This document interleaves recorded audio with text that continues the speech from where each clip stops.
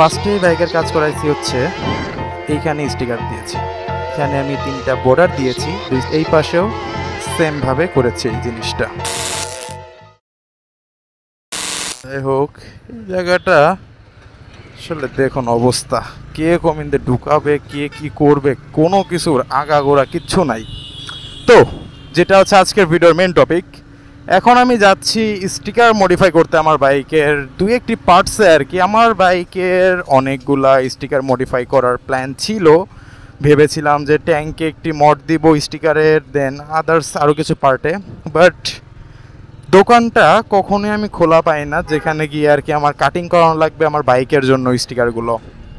তো আপাতত আমি ভাবলাম যে ওইটার জন্য অপেক্ষা না করে আমি আমার পেছনে ব্যাক শেলের দিকে, মানে টেইল টেডের উপরে যে শেলটা, ওইখানে আমি একটু মডিফাই করব স্টিকারের, কারণ ওইখানটা অনেক ফাঁকা ফাঁকা লাগে আমার কাছে, যে কারণে ভাবলাম যে ওইখানে আমার একটু মডিফাই করা উচিত। তো অনেক দিন ভাবা চিন্তা করার পর ফাইনালি আমি একটি মানে আর কি একটা মড পছন্দ হয়েছে, তো ভাবলাম যে ওই মডটাই দিব আজকে আমি। তো যে কারণে আর কি এখন বেরোয় পড়লাম। আর ইদানিং 2 দিন বৃষ্টি হলো, 2 দিন বৃষ্টি হওয়ার পর আজকে আবার একদম ঠাটা পড়া রোদ ফুটছিল।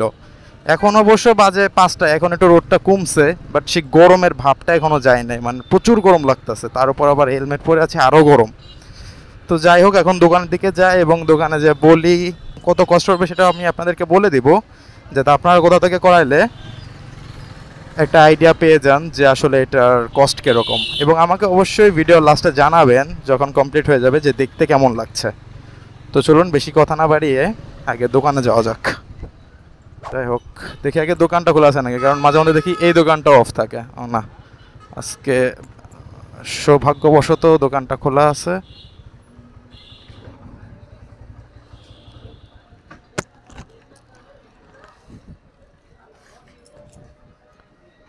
ভাই, বাইকের একটা স্টিকার করানো লাগতো, স্টিকার করানো লাগবে এক জায়গায় সাদা কালারের। একটু আসেন দেখাই দিই।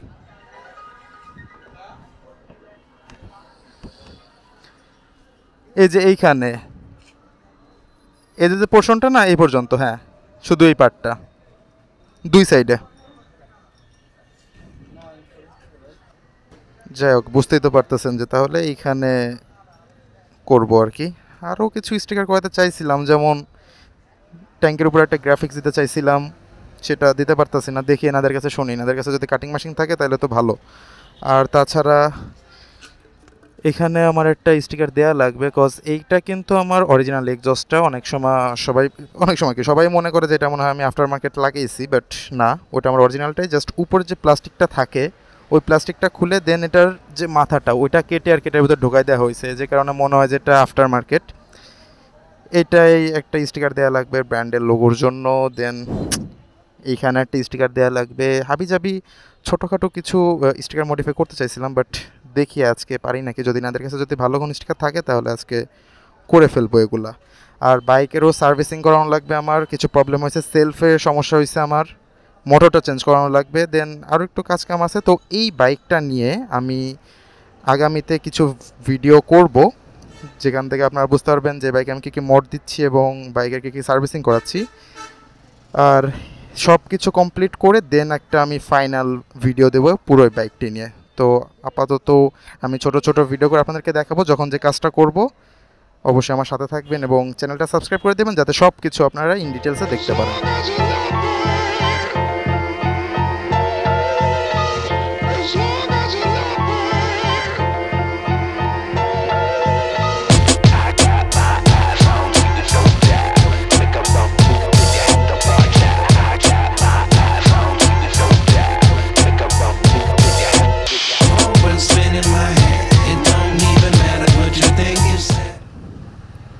Welcome back guys.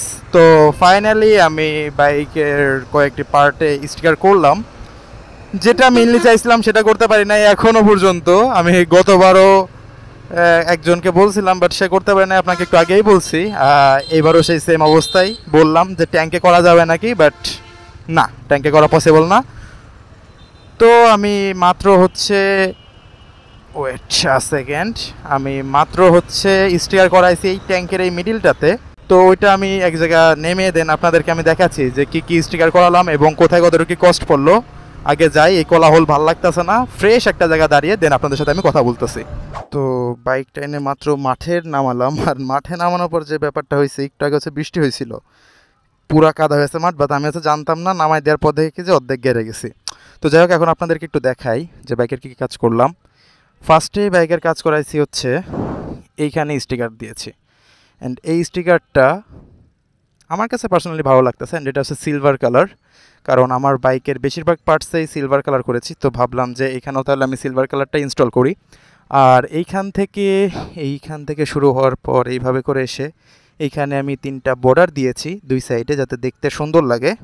আর এই পাশেও সেমভাবে করেছি এই জিনিসটা, অ্যান্ড পিছন থেকে দেখতে লুকটা আমার কাছে ভালোই লাগতেছে।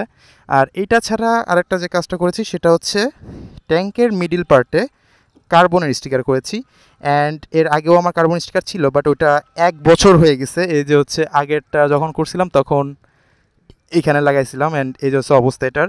আর এটা হচ্ছে আজকে নতুন লাগালাম। এটার উপরও আমি ভেবেছিলাম যে আজকে একটা স্টিকার করব, বাট অনেক বেশি দাম চাচ্ছে এবং ডিজাইন অতটা পছন্দ হয় নাই। তো আপাতত আমি বাইকের তেমন কাজ করাই নাই আজকে। আমি ভেবেছিলাম যে গ্রাফিক্স করাবো, বাট ওইটা করতে পারি নাই, কজ তারা করতেই পারবে না। তো এই হচ্ছে এখন বাইকের অবস্থা। আর অনেক কালার করা এখনও বাকি আছে। এইখানে একটা স্টিকার দেবো, বাট এটা কালার করার পরে দেন এইখানের 3টা বর্ডারে কালার করা লাগবে। এখানে কালার জ্বলে যেতেছে, এখানেও কালার করা লাগবে। এখানে একটা ইয়ামাহার স্টিকার দেওয়া লাগবে। কাজ মোটামুটি অনেক আছে এখনও। তো আস্তে আস্তে আমি সবগুলো কাজ করব। এখন বাইকটাকে ধরছি যেহেতু, তাহলে এবার কাজ সবগুলো করে একদম তারপরে ফাইনাল লুকে এনে আপনাদেরকে একটি ভিডিও করে দেখাবো, এবং কবে কোন কাজ করি না করি সে সব কিছুই আপনাদের সাথে আমি শেয়ার করব। সো সাবস্ক্রাইব করতে ভুলবেন না। আর আজকের মতো এ পর্যন্তই। আল্লাহ হাফেজ।